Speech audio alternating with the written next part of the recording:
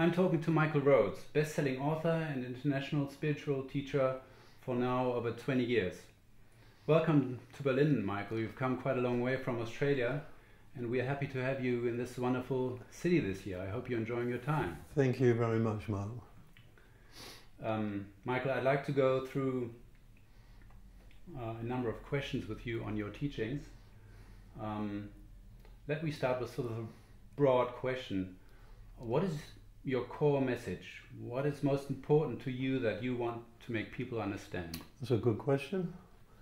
So, I guess my core message is to the world is, put in two simple words, is choose love.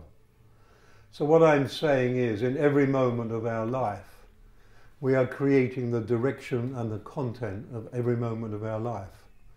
And we do this mostly subconsciously. And we don't make good choices. And what keeps happening, as we live subconsciously, we keep living more of the same, more of the same, more of the same. So life becomes very repetitive, and once it becomes repetitive, it becomes a habit, and once it becomes a habit, it becomes a deep conditioning, and this has been going on for many incarnations. So to choose love, you've got to be conscious. You've got to be aware. You've got to be with the moment. And so it's not just a matter of choosing love, because that's got to be done with feeling and with energy. It's a matter that when you're choosing love, you will never choose love subconsciously. It's just not going to happen. And so you're choosing love consciously, you have an awareness, and if you're doing that many times a day, consciously choosing love at times of confrontation, when the car behind you runs into you, when the lady in the supermarket bowls you over, when the checkout girl is not very polite and the wine in the restaurant is horrible, then there are the moments to choose love. And also when your thoughts, when you check in on your own thoughts and you realise that your thoughts to yourself are pretty aggressive, pretty angry, a lot of attack in them, to stop that line of thinking and to choose love. So basically, in a nutshell, it's all about choosing love.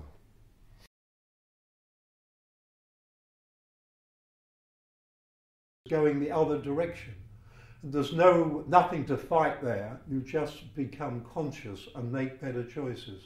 And so yes, maybe 20, 100 times a day, you consciously trust yourself. You become aware.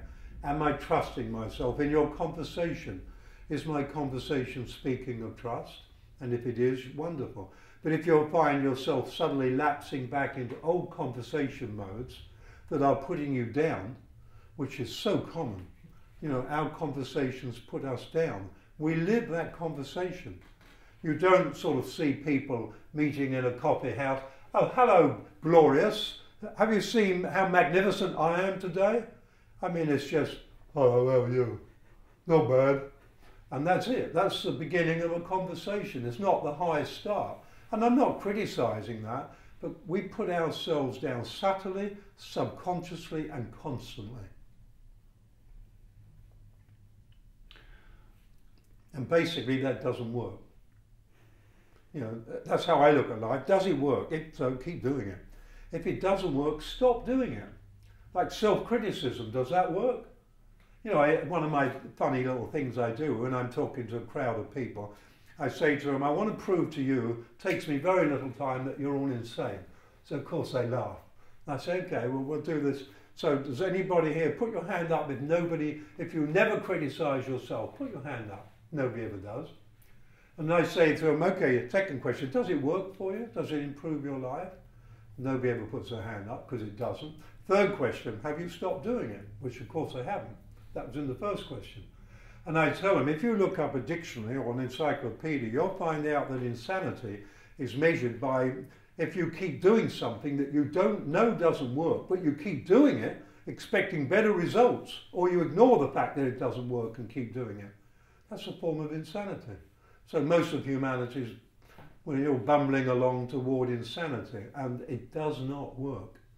And when you consider we have every 7 seconds a new case of dementia, you begin to see why it doesn't work. You know, we're in a place in humanity now, it's not funny. We're a hurting humanity. Depression is growing, anxiety is growing, suicide is growing, diabetes is growing, cancer is growing, heart attacks are growing, and death by prescription drugs, they're all growing. This is clearly not an indication or symptom of well-being.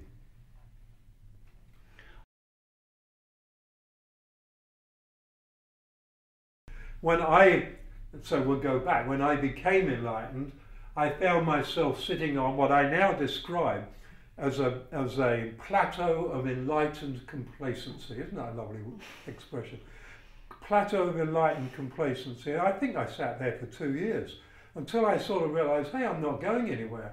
There was a few others sitting on the plateau looking equally vague and not improving in health and all sorts of things. And then I realised, you know, what have I done here? And so I got off that plateau and realised there is no plateau, there is no top of the mountain. This is a journey. And it's like, let's be humble about this, I'm now out of kindergarten, and I'm telling you, kindergarten is a rough place. Boy, they're rough in kindergarten.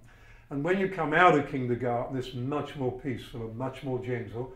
And when you're in kindergarten, you beat yourself up. When you come out of kindergarten, you stop beating yourself up. You become friends with and a lover of yourself. And so, to me, you come out of kindergarten, then you've got 7 grades to go. Each one is another step within ever-increasing growth in consciousness, which you could say is more steps into enlightenment. I consider I'm probably in step 4. And when everyone I'm in, I can't imagine what the next level would possibly be. And equally, I'm still in the same place. I can't imagine what the next step will be. And so I don't try to grow, I don't try to do anything. It is as it is, and I live my life as fully and as consciously and with as much awareness of the moment and as much love as I can come up with. Sometimes I feel that love is not as good as it could be, and other times I'm very pleased with the amount of love, but I don't criticize myself, I don't judge myself, I don't compare myself, I couldn't be this, I could have been that.